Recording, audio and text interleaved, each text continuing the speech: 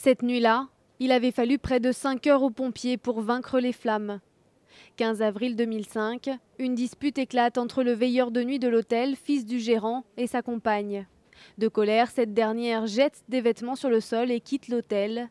Mais dans la pièce, des bougies étaient allumées.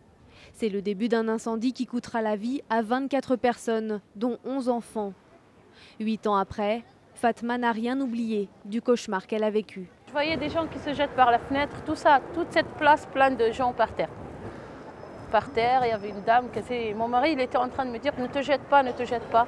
4 personnes sont aujourd'hui jugées pour homicide et blessures involontaires. La jeune femme qui a déclenché le feu, ainsi que le veilleur de nuit, accusé de n'avoir pas eu le comportement adapté une fois l'incendie déclenché. Le gérant de l'hôtel et son épouse se voient quant à eux reprocher diverses violations de règlement, comme la suroccupation de l'hôtel. Évidemment qu'il y a une culpabilité et une responsabilité parce que ça s'est passé dans leur hôtel. Maintenant, il faut bien voir que c'est un incendie qui se déclenche et que de cet incendie, ils n'y sont pour rien.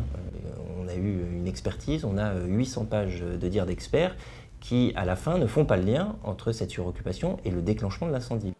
Depuis le drame, les normes anti-incendie ont été renforcées dans le secteur hôtelier.